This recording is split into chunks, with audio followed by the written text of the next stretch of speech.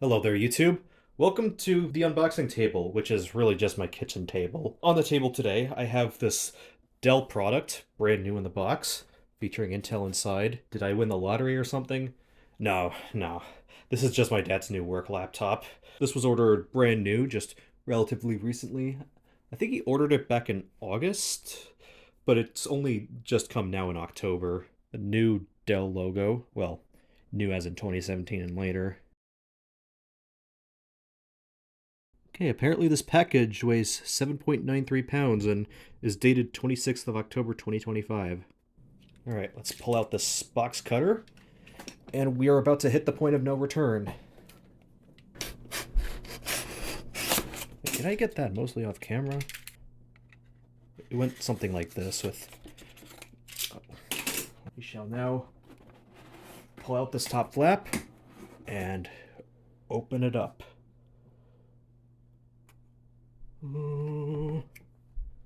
Maybe I should turn this the other way around, actually.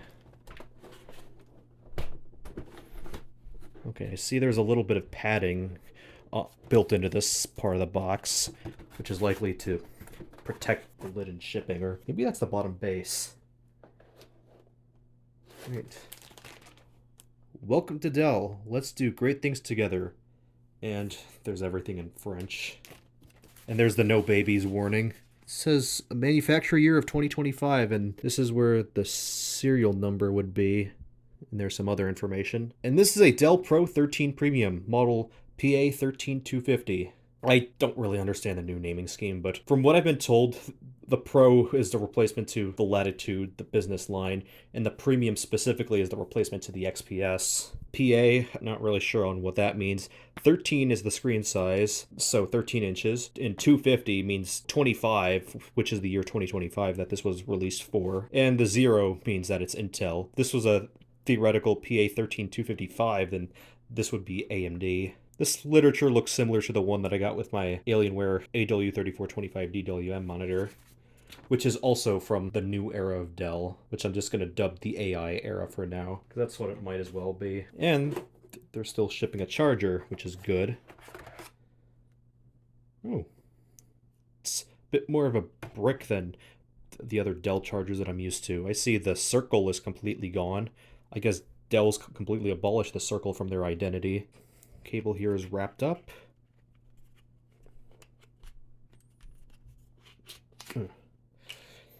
And this is a Type-C cable. Thankfully, the light is no longer on the cable itself, which is good because I found that rather annoying about the older Dell Type-C chargers. It's now on the brick itself instead. That is a very welcome change. Dell 65-watt adapter, okay, good size. And let's see the manufacturer date of this one. 58Q, so that would have been August 2025. Okay, 26th. I think that was just 2 days before my dad placed the order for this laptop. I think he ordered it on the 28th of August. And here's the power cable. Mickey Mouse style, 3-prong, so it is grounded at least. 56K, June 2025 manufacturer date for this cable. I think that's everything for the box contents. Not really anything else to dig into when it comes to literature. Dell.com/recycle. That's what they want us to do with the Latitude E7470. I'll touch on that later. But first, I want to get the Pro 13 Premium here. That name is such a mouthful. And I want to remove it from the sleeve.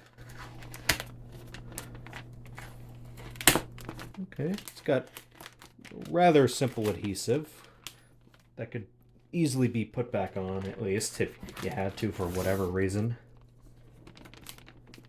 Ooh, I like this color. It's a dark gray. I was expecting this to be silver. And yeah, the circle is gone from the Dell logo, which looks kind of off, but also it looks cleaner than when the Dell logo was there. Also, I noticed maybe this isn't an exact XPS replacement, because this has an HDMI port. This has a Type-C. I can't see what that's marked for, if it's even marked at all. It has a headphone jack, unlike the XPS 13 Plus.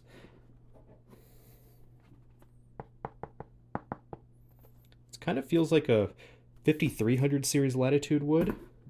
Here's a USB Type-A, which apparently supports charging. Yeah, there's a battery icon next to the USB Type-A. Another Type-C port, which doesn't seem to be marked. Kensington lock slot. Got the same general rear hinge design of Latitude 7300 series. And the bottom just says Pro. It's clean, but it's rather eerily out of place. That's where I would expect it to say Latitude, let's just say 5360 is what this might have theoretically been, or maybe a 7360. There's the Windows 11 holographic sticker. And this has the Dell Pro 13 Premium tag, PA13250, manufacturer year 2025, serial number information, and a QR code that would lead to my Dell. I'm covering it up because it might actually have the serial number. And here's some of the other regulatory information. For rather obvious reasons, I'm not going to tear into it, but if we wanted to, then it looks like there's 1, 2, 3, 4, 5, 6, 7 screws to release, and I think we just use an opening pick to get over here. I don't think they would have hit any screws under the feet here. It also looks like we have dual fans. We have one on this side and one over here, so cooling should be pretty good. Pretty sure most Dell business laptops that I've worked with, especially from the modern era, only have a single fan. That's just for their thin-in lights. That's not including mobile workstations. Now let's open this up.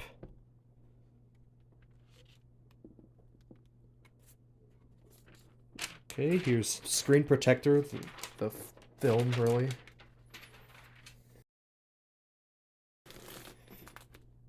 Okay, it looks like the keyboard is in the same style as that of the XPS, which I personally don't mind. But this has some things going for it over the XPS, like it actually has a full number row. That is really nice. I see the fingerprint ID scanner sticker is a little crooked. Let's remove that. There's a sticker above the trackpad. Apparently this is what they call the collaboration trackpad. So there's a camera button here. I think that's a sharing button, messages, and audio. Please scan to learn more about the collaboration touchpad. I don't know how useful the collaboration touchpad would be in practice, or how annoying it would be, but from the way that my dad uses his current work laptop, this is mostly just going to sit on his desk in dock mode anyway. He works from home. Let's remove the sticker for the touchpad. Okay. Otherwise, it's a fairly normal looking touchpad. And it's separate from the palm rest, unlike the Dell XPS 13 Plus.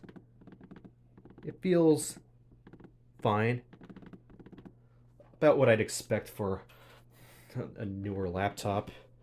Although it's still only a diving board trackpad. It's not one with haptics like the new Microsoft Surfaces and what MacBooks have had for the past 10 years. And here's the CPU sticker.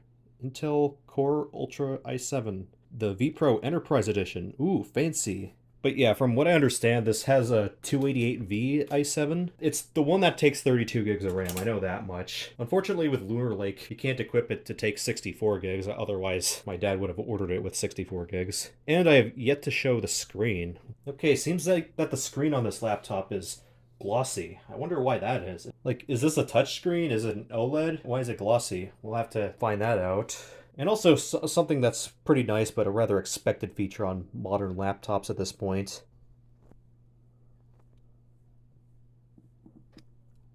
So if you're working on the couch, your wife doesn't have to see the wonders of work. And another thing I noticed about the exterior of this laptop is the speakers. They're up-firing and on the sides of the palm rest, which is usually a good thing. I don't know if you can make it out too well, but the speakers are actually quite small relative to the speaker grill design. Like, I think only some of these are actual holes for the speakers. I don't know how they're going to sound. They're probably not going to be going off too much because, again, this is going to be hooked up to an external monitor, which has built-in speakers, and actually really good built-in speakers. In fact, it's my old Dell U3421WE that I mentioned in previous videos. Alright, enough yapping. Let's fire this puppy up. If it has any battery charge. Yes, it does. Let's F2 our way into the BIOS. Also, I see the Dell logo. That no longer has the circle. Alright, here's the BIOS setup. I'm going to have to heavily censor this too, but Manufacture date, 22nd of October, 2025. Ownership date, 10/30. That is today. The ownership date is really just the when was this powered on for the first time day. Battery level, 52%.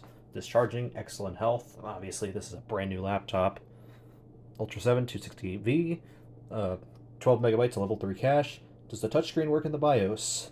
No, it does not. Then again, I don't recall the touchscreen working on my old Latitude 5490 in the BIOS.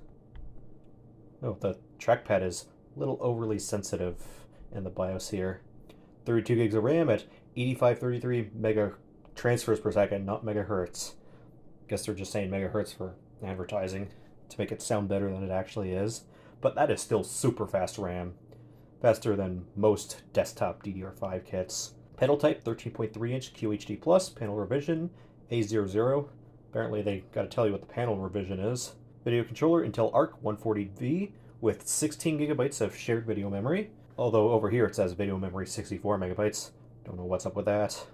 Intel Wi-Fi device, Intel wireless, native resolution 2560 by 1600.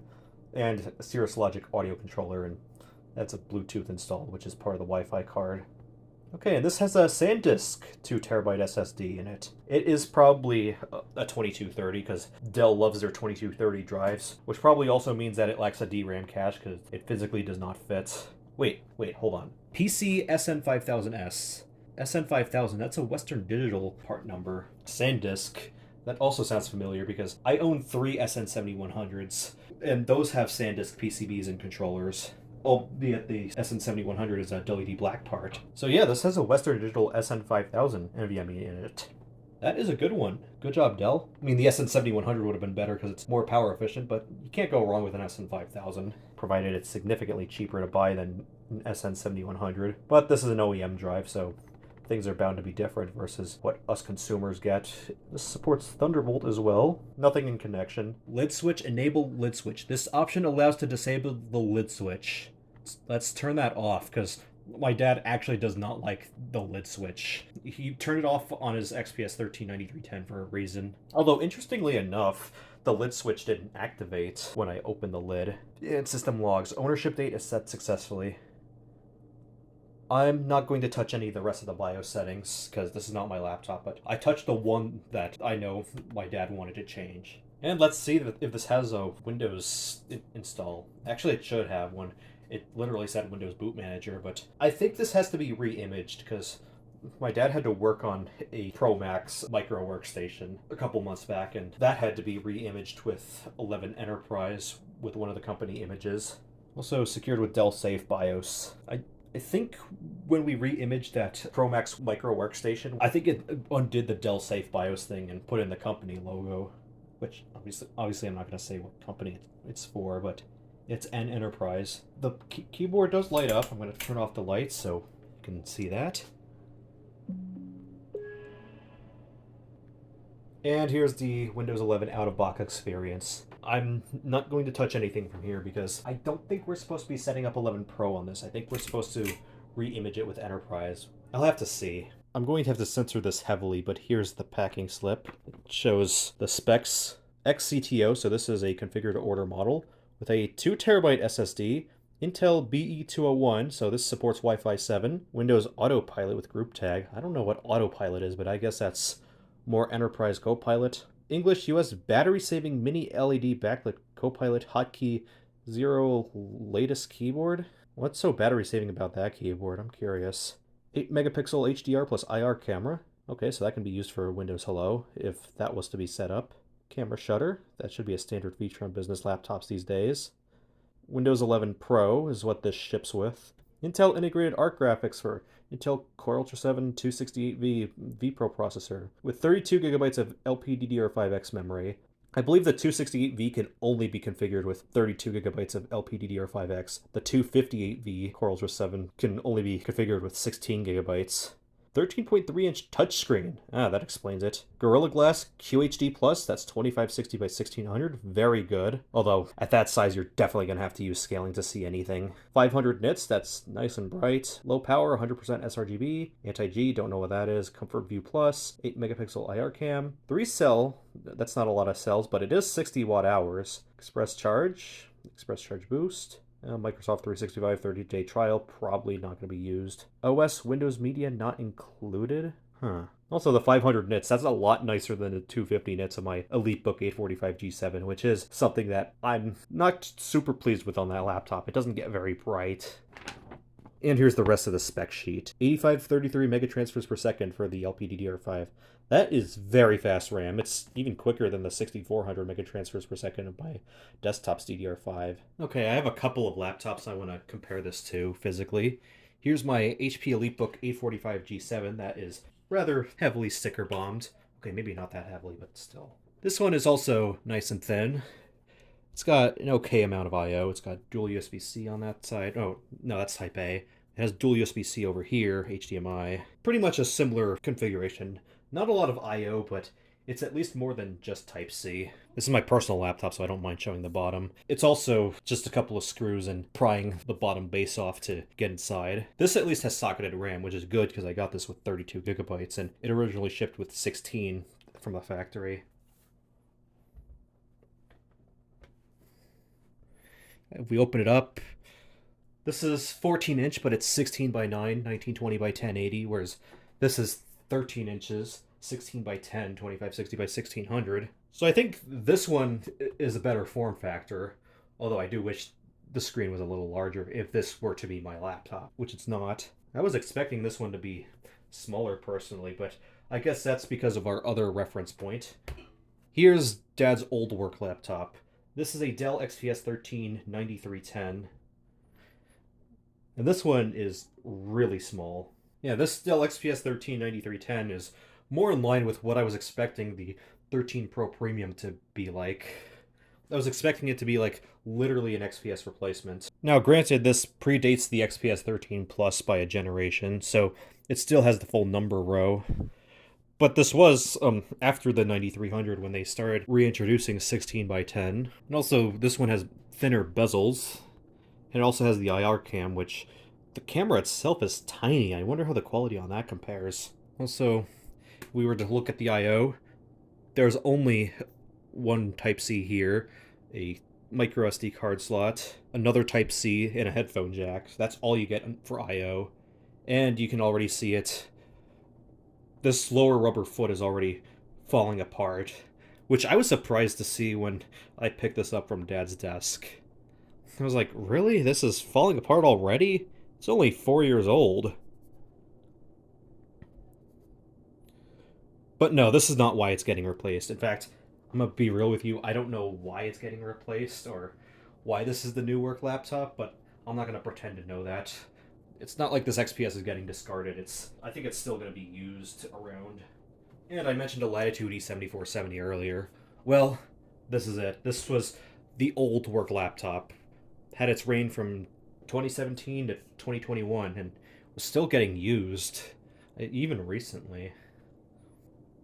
I can open this one because it's not really being used at the moment. It has a Core i5 6300U. It does not meet the Windows 11 requirements. And it also doesn't have the camera shutter, so Dad had to put some tape over here to block out the wonders of work. So this one has a backlit keyboard, but it only has a 1366 by 768 screen, 16 by 9. It's also a TN panel, so it was never really that good of a screen to begin with, but it was a work laptop. It was pretty solid. This one's got some I/O on the backside. You can clearly tell how much this specific USB port has been used up, because this is where the docking station went. There's some of the other I/O. Yeah, this one is a lot better with I/O, but it's also quite a bit thicker and heavier. Yeah, it's still thicker than the 13 Pro Premium, which is bigger than the XPS 13 9310. That's something I was not expecting personally. Also, side note, the $30 Tiger Lake Dell, the Inspiron 155510, is now my dad's personal laptop.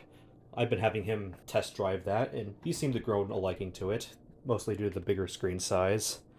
But also, it's newer than his Latitude E5470 that he was daily driving as his personal. That is about it for the Dell Pro 13 Premium PA13250 unboxing. I think it's a PA13250 at least. I don't have any reference in front of me. I hope you enjoyed this look at my dad's new work laptop, and as always, I'll see y'all in the next video. Peace out.